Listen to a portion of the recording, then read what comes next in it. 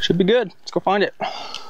Welcome back to the channel, guys. Today in this video, I'm going to be giving you the biggest secret that golf has to offer, and it will lower your scores drastically. Let's get right into this one. Enjoy the video. So guys, we're out here on the first tee at Oakmont Country Club, and today we're going to talk strategy.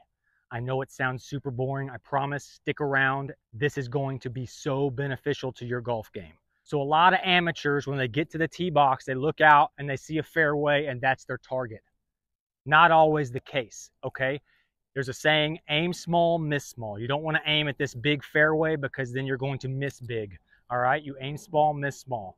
So on this first tee box, you can see we've got a bunker on the right side of the fairway. We need to figure out how far away it is to the bunker and how far it is to clear the bunker, all right? It is very important to learn your carry distances for all your clubs, all right? If you haven't already, go to a simulator, get you a Rapsodo MLM Pro. Those things are insane. Link is in the description. And find out your carry distances. That way, when you get on the first tee box and you see a bunker that's 252 yards to clear, and you know you hit your driver around 265 in the air, then you know that bunker shouldn't even be in play for you if you hit a good shot.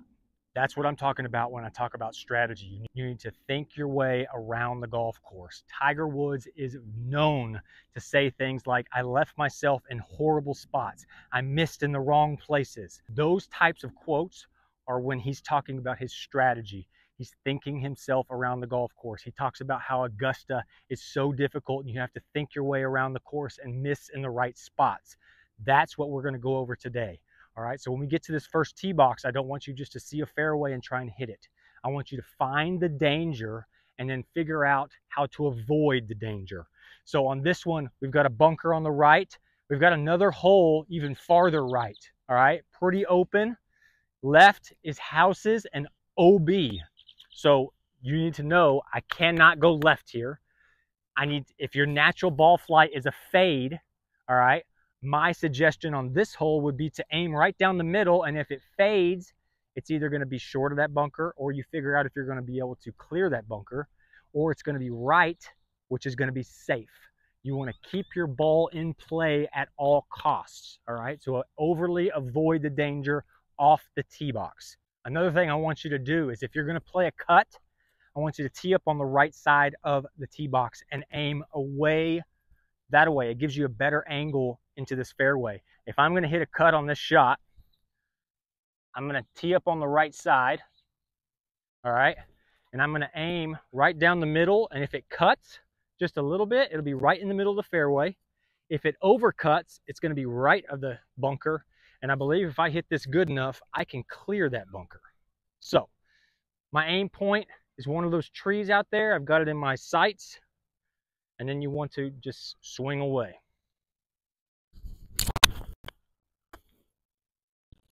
So that one started at my target and is fading right into the middle of the fairway.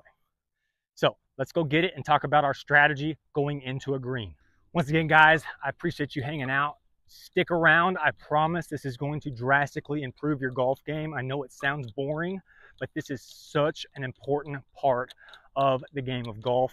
You have to master it in order to get lower scores. I'm a scratch golfer, and this has been the biggest contribution to me lowering my scores all the way down to scratch. All right, guys, right on the right side of the fairway here, right about 100 yards into the flag.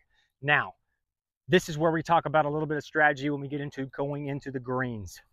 This one's a little bit of a bad example because there's no danger up there. There's no bunkers, there's no water, nothing, okay? But we're gonna pretend that we've got a bunker left and water right.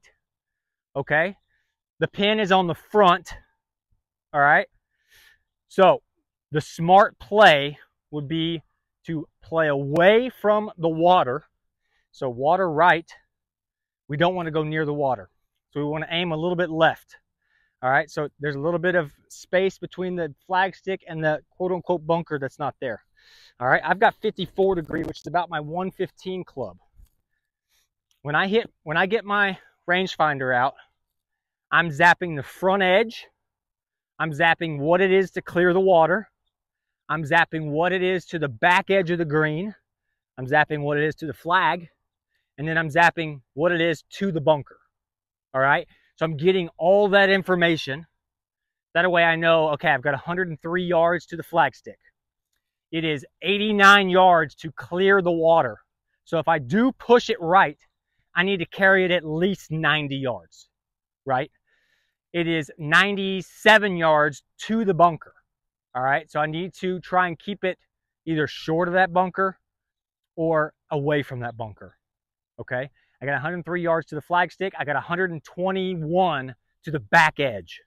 So from the flagstick to the back edge, I've got, was that 18 yards? That's a lot of space. You don't want to get cute on this one because it's a front pin. Play it right at 100 and then it hit flagstick high and spin off the front of the green. You don't want that. So the play here is probably to play right at the flagstick, but you're playing long, okay? So I've got 103 to the flagstick. I'm gonna play this at probably 108. That gives me a little bit of room for error. If I don't hit it perfect, I mishit it a little bit, then it's gonna go maybe 103 and it's gonna be right on the flagstick, all right? But I'm gonna play it at 108 because I have the room behind the flagstick, okay? That's what I'm talking about when it comes to strategy. So let's hit this shot. 108 is my number. I'm gonna try and go right at the flagstick. We don't wanna be short right and we don't wanna be long left.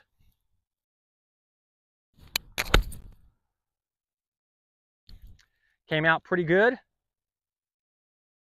Hit on the back edge and spun back just a little bit, which is perfect. Now I've got a putt at birdie. There's going to be opportunities on the golf course where you can fire at pins and you can try and make birdies.